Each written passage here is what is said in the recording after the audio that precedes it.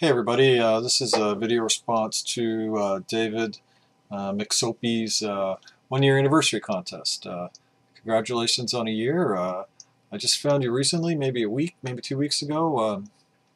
I don't know how I missed you. I've no idea. I've been here like 2 months, you've been here like a year, so you're like a founder of the VC, and yet I've never seen any of your videos before. So.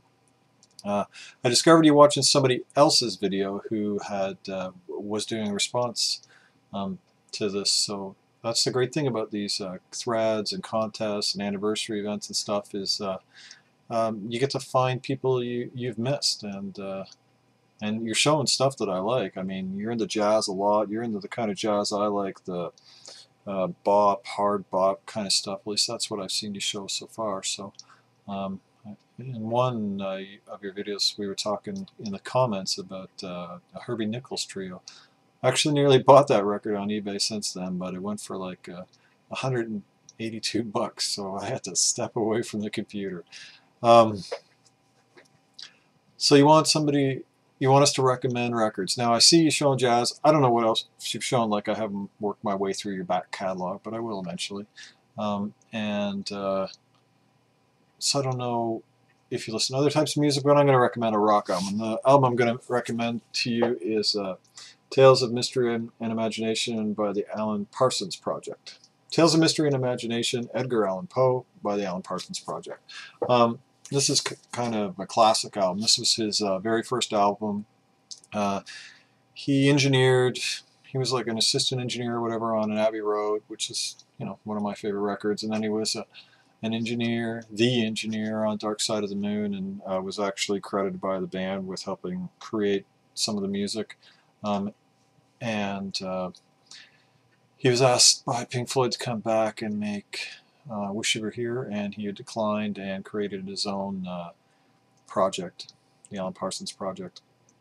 And I'm sure having made Dark Side of the Moon certainly got him the contract for sure. So this is a concept album, and the concept is the stories of Edgar Allan Poe. And so a bunch of the songs on here are like A Dream Within a Dream, The Raven, The Telltale Hark, The Cask of the Amontillado, Dr. Tar, Professor Feather, The Fall of the House of Usher. He hired like the best studio musicians, and the songs are actually quite well written. The performances are excellent. This is by far, did I already say this? Is by far his best album. iRobot's great too, and nothing else quite measures up to those two, but this is by far the best. I used to listen to this years ago as a kid in high school with a girl I hung out with in her apartment. We kind of listened to this as a companion piece to Dark Side of the Moon. It's a really hard record to get a clean copy of. It must have been like a stoner rock album, like Dark Side.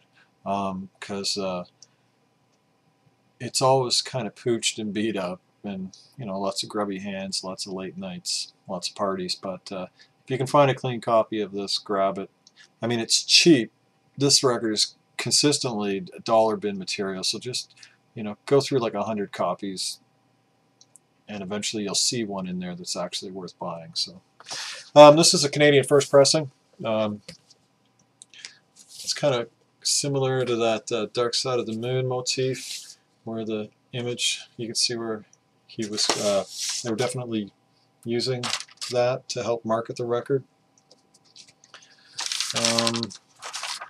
What do we got here? Let me show you the inside. So it's got this book. I have no idea if you can see this, but it's got this book, and in this book, I don't want to tear this thing. That'd be just classic. I'm showing this off. And it's all like different themes from the Alan Parsons, like the cask and the Cask of the Amontillado with the booze and different themes. And the book is like glued in. It's got this nice kind of rice paper on the front and the back.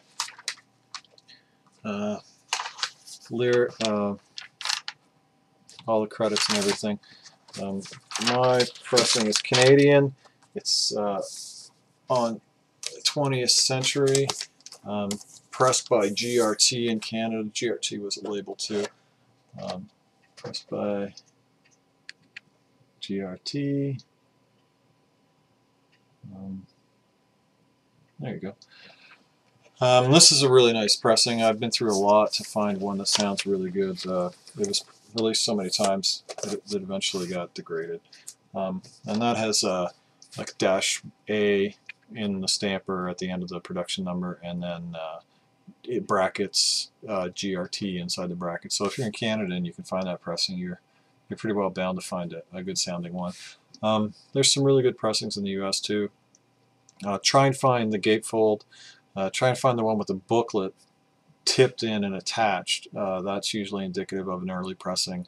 Later on, the booklet was included inside the pouch. Then the booklet was not included. Then it was non-gatefold, which is the info on an insert sleeve. And then eventually the insert sleeve was just paper. So try and find that. There's also another version of the record that was released later. And it's got like Alan Parsons' head with like a whole bunch of squiggly shit around it. Don't buy that. That is just a piece of crap. That is like I mean, it's from back in the day, but it was kind of re-engineered. Elements of the music were cut out. Certain voices were changed. There was some sort of problem with rights to some thing. I don't remember the whole story, but so don't buy that one. Buy the one I showed. So that's it.